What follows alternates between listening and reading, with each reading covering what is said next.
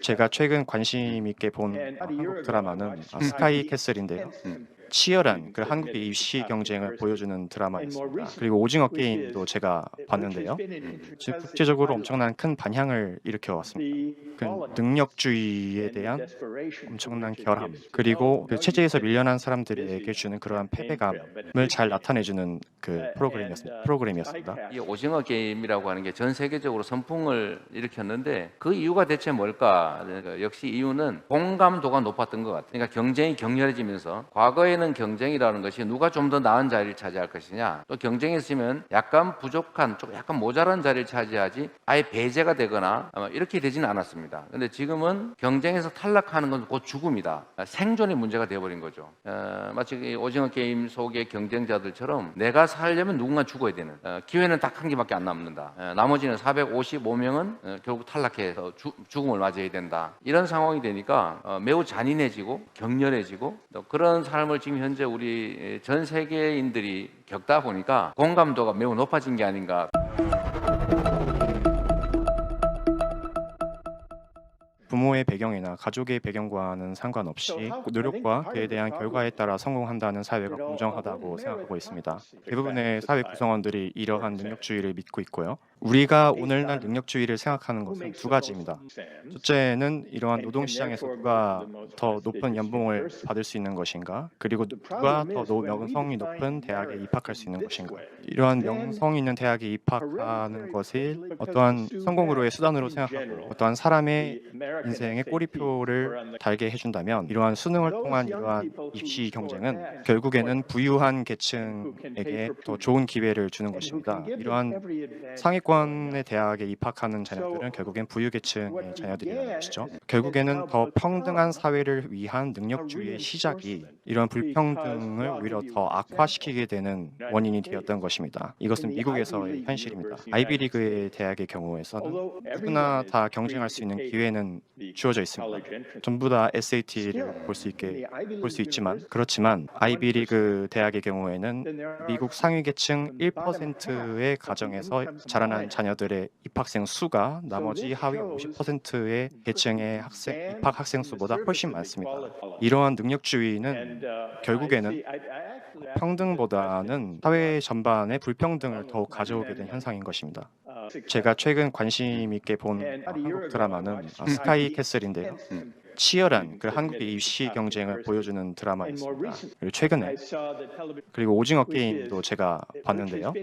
지금 국제적으로 엄청난 큰 반향을 일으켜 왔습니다. 그 능력주의에 대한 엄청난 결함, 그리고 그 체제에서 밀려난 사람들에게 주는 그러한 패배감을 잘 나타내주는 그 프로그램이었습니다. 스카이 캐슬 드라마를 봤을 때 이것이 한국 사회에 어떠한 중요한 시사점을 준다고 생각하십니까? 교수님께서 보셨다는 그 스카이캐슬이라고 하는 작품은 이제 우리 입시제도의 현실을 아주 적나라하게 보여줬습니다. 말씀하신 것처럼 대한민국의 학력 수준, 학생들의 학력 수준은 결국 부모들의 경제력 수준과 거의 대부분 일치한다는 게 사실 통계적으로도 드러나고 있죠.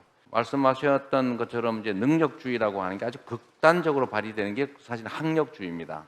대한민국 사회도 예외가 아닌 것 같고, 교수님께서 걱정하시는 이 능력이 있다라고 평가되는 것 자체가 이미 불평등 자체가 내재되어 있다라는 말씀이지 않습니까? 그런 점에 대해서 저는 현실적으로는 매우 적확한 지적이다라는 생각이 듭니다. 저는 보통은 저는 법학을 전공했는데, 이제 법학에서는 그런 지적을 하는 거죠. 형식적 공정, 이게 과연 실질적으로 공정하냐? 형식적으로 평등한 것이 실질적으로 평등하냐? 사실은 아니다라는 거죠. 우리는 출발점에서의 평등, 이런 것들이 매우 중요하다고 생각하지만 이미 출발점 자체가 불평등하다.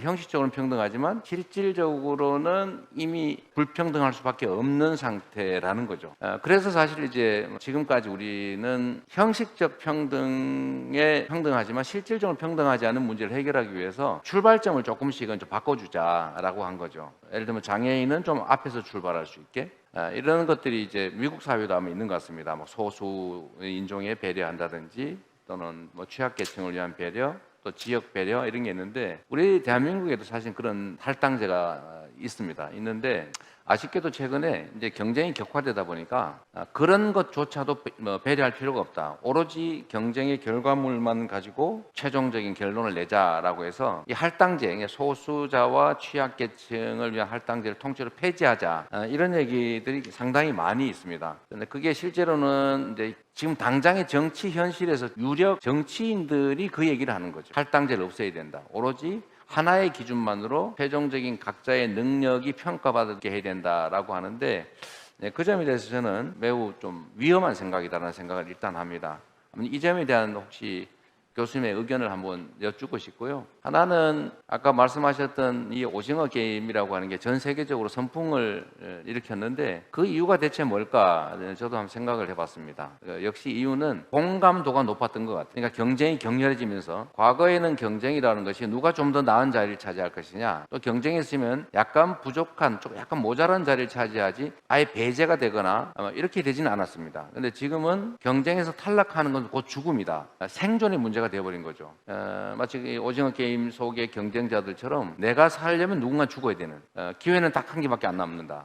나머지는 455명은 결국 탈락해서 죽음을 맞이해야 된다. 이런 상황이 되니까 매우 잔인해지고 격렬해지고, 또 그런 삶을 지금 현재 우리 전 세계인들이 겪다 보니까 공감도가 매우 높아진 게 아닌가, 그런 생각을 저는 하게 됐습니다. 일단 할당제 폐지 부분에 대한 우리 교수님의 의견을 한번 제가 여쭙고 싶습니다. 제가 이미 이재명 후보님의 말씀을 듣고 기억나는 것은 더 넓은 의미에서 보면 가장 최근에 우리의 경제에 이러한 심각한 경제적 불평등을 보면 승자와 패배자들로 극명하게 나뉘게 됩니다. 이러한 현상을 보면서 제가 양극화에 대해서 생각을 해보면 소득과 부에 관한 불평등을 보자면 결국엔 승자들의 자만심이라고